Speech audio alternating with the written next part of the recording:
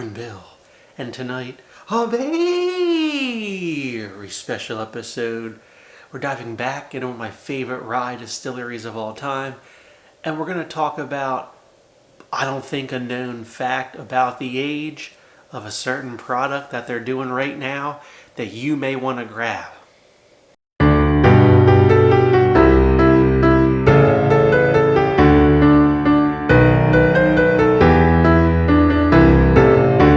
Sagamore Double Oak Rye night, everybody. Oh, yeah. And you might go, Bourbon Bill, I've heard of Sagamore Double Oak. That's a shelf bottle. Why are you so pumped to talk about it yet again? We've heard you talk about it before. Why do we care tonight? Because, everybody, Bourbon Bill has some inside information directly from the distillery itself. Some, and I repeat some, of these Sagamore Double Oak Ryes are encroaching on 10 years of age, and you didn't fucking know it. That's right. If you haven't had a bottle in a hot minute, maybe it's time to get a newer batch, because some of these bad boys is 9 to 10 years old, and that's not what it says on the back of the label. Rita poured up a blind flight for us here tonight, brought to you by several Patreon members. Thank you, Paige Jackson. Thank you, Gary Palmer. And thank you, Steve Humma. All great Patreon members, all supporters of the channel. They have provided older batches of Sagamore Double Oak, because we're doing a Sagamore Double Oak batches through the ages, drink through the night, which is 5 batches. So it's not, not as impressive I made it sound, but it still will nonetheless yield scientific results. Don't you worry. So I often say Sagamore's never given me anything. I can't say that anymore. They did invite me down for a tour of their facility, of which anyone that visits the distillery could pay to be on a tour. They did provide that tour free of charge. I got to say that, and they went a little more in depth than they normally would, I think, on a regular tour for the normal folks. Although I'm just a normal individual myself. But either way, thank you, Lars. Shout out to my awesome tour guide, Lars. And then at the end of it, I did get to meet Max, who is their director of distilling operations, and we did get to chat with him for a little bit. So, but what he let me in a little secret was, bad for them, good for us in a way. They overestimated how much of this they were going to sell with, kind of a little bit of the bourbon whiskey slowdown, if you will. And what do? You just let them age. You just let them age in the barrel. So on the back of the label here, it says 4 to 5 year old rye whiskey in high char new American oak barrels. And then they're put into toasted wave stave barrels for an additional 18 months. Which those barrels are low char, medium plus toast staves. They go through some flavor stuff. So if you add all that up, right, that's 4 to 5 years plus a year and a half, essentially, right? So that's 5.5 to 6.5 years old. But hold up, 9 to 10's a lot more. So he's like, that's 4 to 5 year old whiskey. Could have been 6 when it went in originally, right? And it's now been in those barrels for like 3-4 years. Some approaching 5. And so I bought a bottle of the one we tasted there, and he said that was definitely a batch this is one of the newest batches at the time. This was probably like a month ago, I want to say. This is batch 8AU. So I'll put a picture up. 8AU is one of the ones that is in that 9-year range, probably approaching 10. And this one is distilled in Maryland and Indiana. So again, previously, right, this was all Indiana MGP only. This one is a mix of their own and MGP. And some of you are going to say, but Bourbon Bill, their own distillate's not that old. Well, it is and it isn't, everybody, right? Let's think. They quit buying MGP in 2016. Oh, I'm sorry. They bought 30 barrels in 2017. They quit buying MGP barrels in 2016. We're here in November, right, of 2025. We're almost into 2026. Meaning that some of their barrels are going to be 10 years old of their own stuff, right? Not probably very few, but they're going to be, right? So some of these batches are significantly older than the label says, right? Like, that's pretty cool. And the price hasn't changed. These are still like $55 hairs. Okay, so now, the sad news is they don't intend to keep offering this extreme value and age on these to you, right?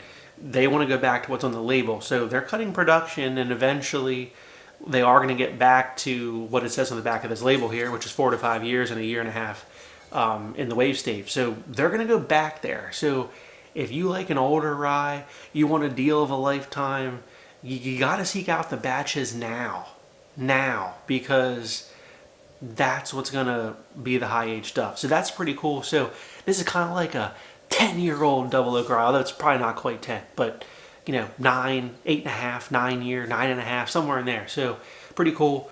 I had a bottle open already because I always keep a bottle of Sagamore Double Oak Rye on the shelf. And mine was batch 8AR. So not 8AU. So obviously 8AU came after. So like we're doing alphabetic here, RSTVU. So I'm not sure how their batch numbering works. Maybe someone from Sagamore will comment, but I'm assuming 8AR, like they already went through the alphabet, but they're still on batch 8. Seems weird, but I don't know.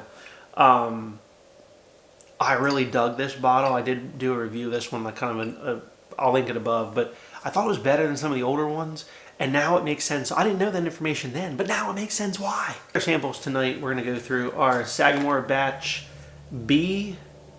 Then it says 6AF, so I'm assuming it's just 6AF. Another one is 7AD. So there you go, 7AD. And then this one is batch 6AE, distilled in Indiana. So this is Indiana only. First glass, nice and dark, how we like. These should all be 96.6 proof. Compute 48.3% alcohol by volume. Here we go. It's good. It's got some little cocoa dust on there.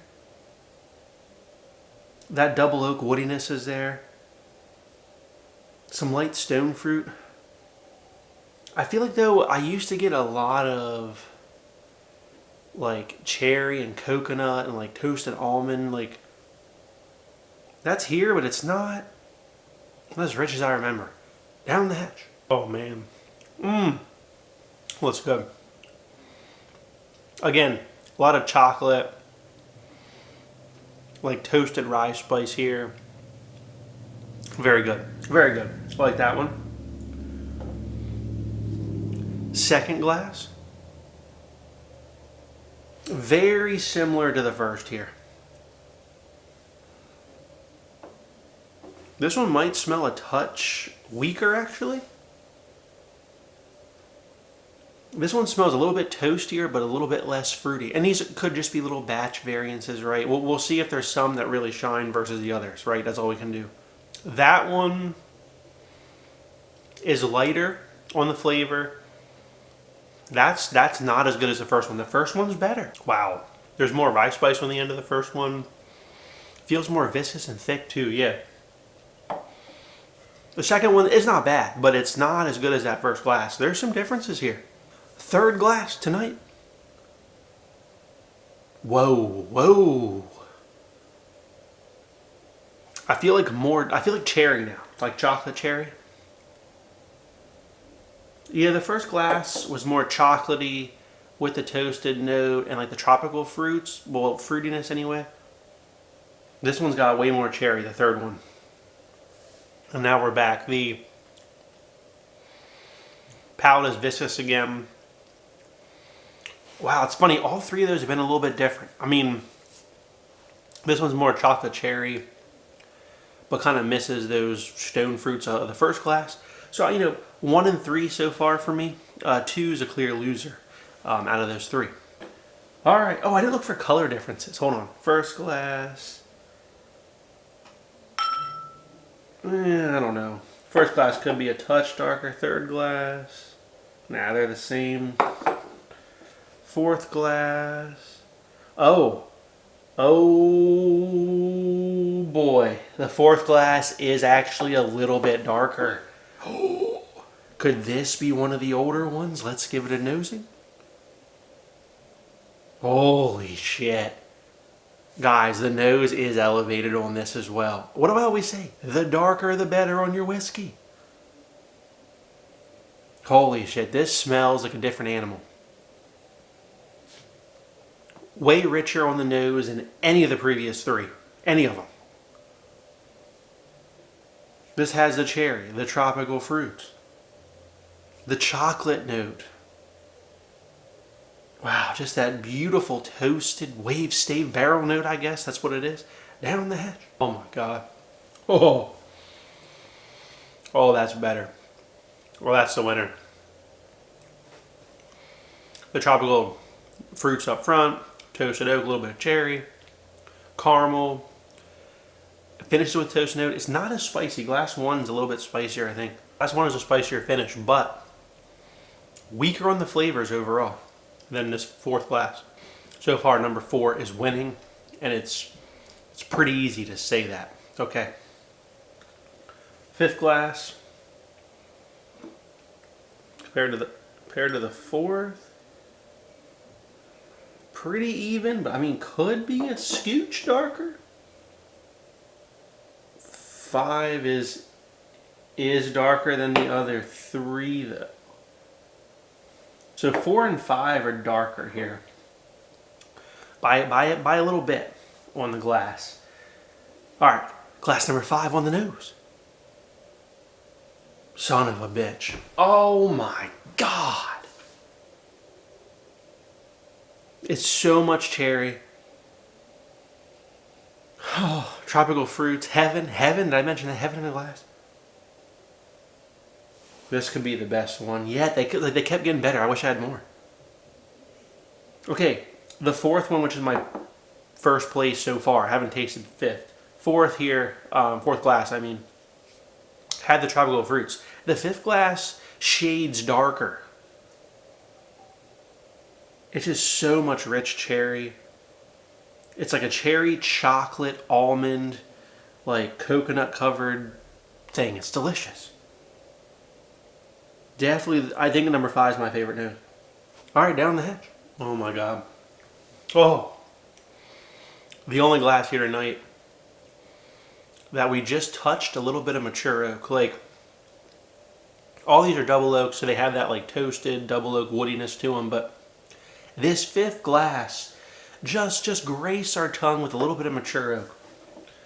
So look, ooh, I mean, Max didn't lie to us. He told us the truth. Some of these are old, right? Some of these are clearly not as old. They're different batches, and some of them are just even MGP only. So I'm going out on a limb and say the fourth and the fifth one here are going to be the older ones. My final ranking tonight is 5, 4, 1, 3, and 2. So that's a ranking. All right, Rita sent me a picture. Let's find out what was what. In last place, glass 2, is 6AE.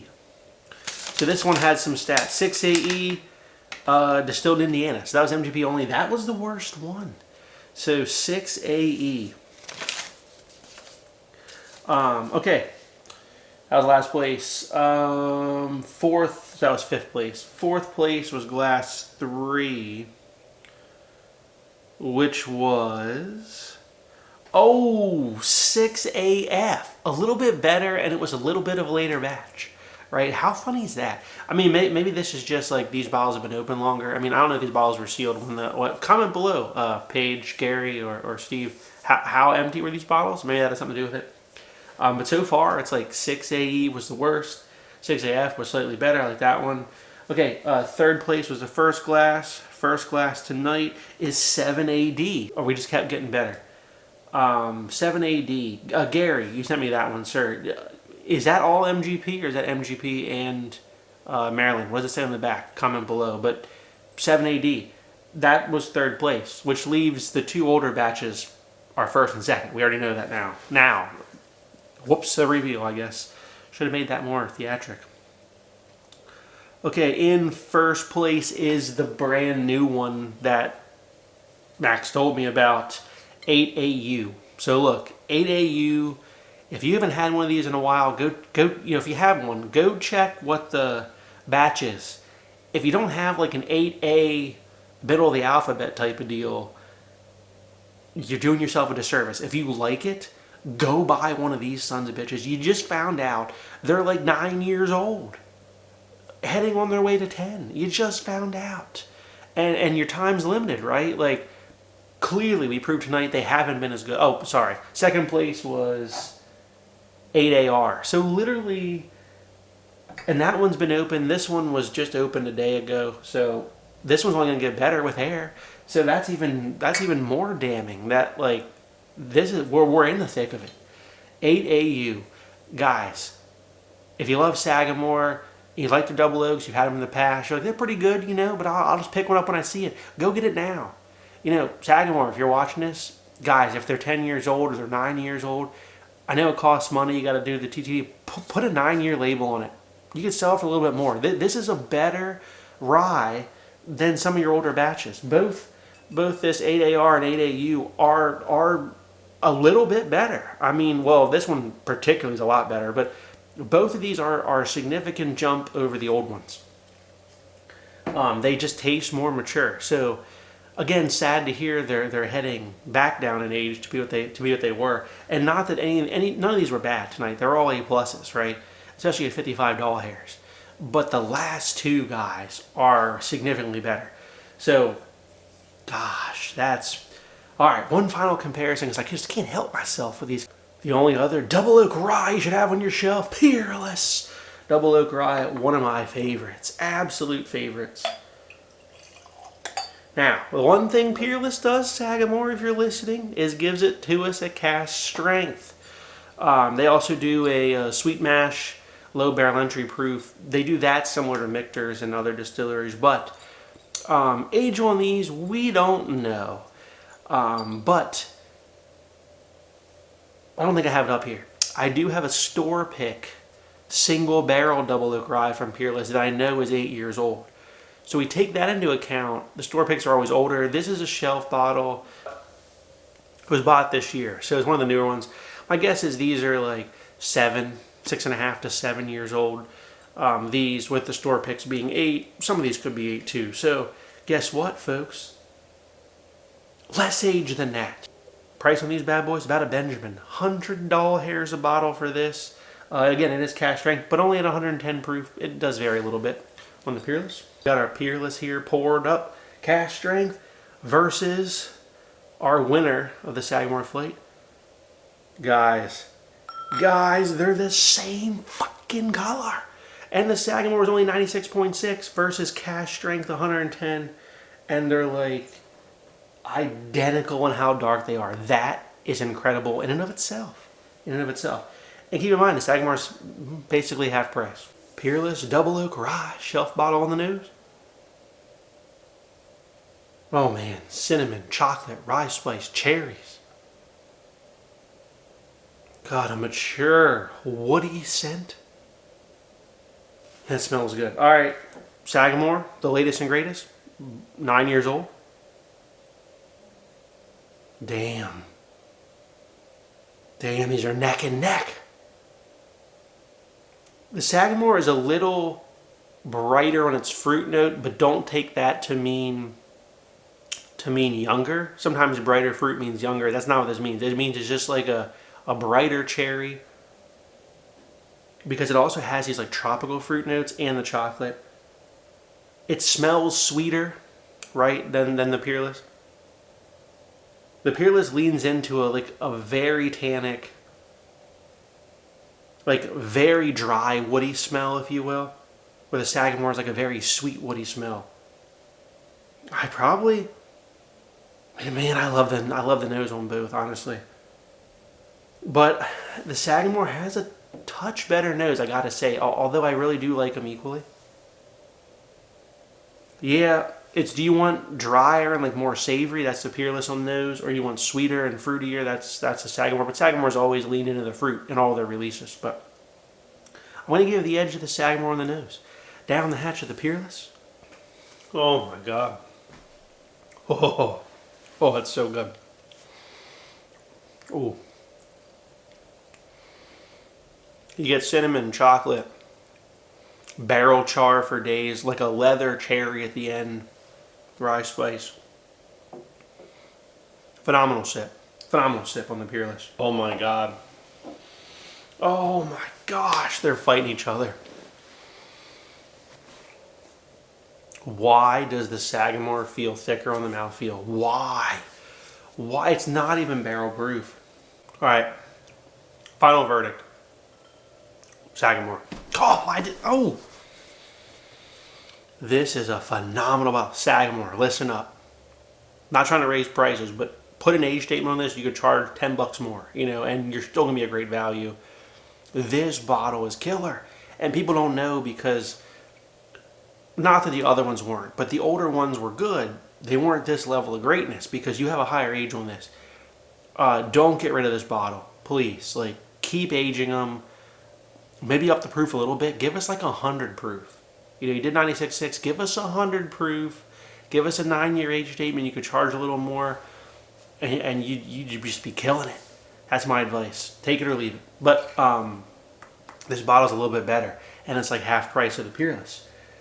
That's incredible. Now, the slight difference, I think, comes from the fact that Peerless is in 2 new charred oak barrels, right? Which is why you get more of the barrel char note. And it's a little bit more tannic, right?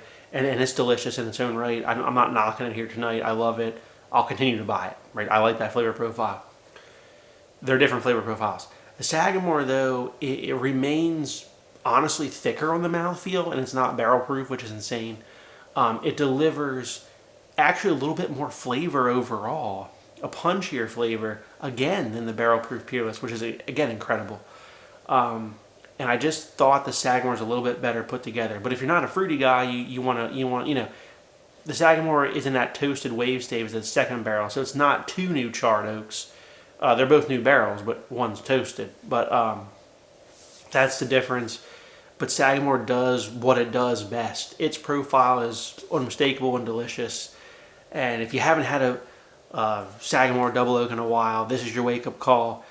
Right now, probably up to a certain point. I mean, there'll be a tip-over point that we don't know where it's at, but there'll be a tip-over point where they're going to start to get younger again. So if you can find an 8AU, batch 8AU, or, the 4th place tonight was batch 8AR, but I would say you're okay to go, 8AU or even a little bit beyond that to get just the pinnacle of probably what you're ever going to have from Sagamore Double Oak. Unless they listen to my advice. If you like what you saw tonight, please like, comment, and subscribe. We'll see you next time. Have a good evening, everybody.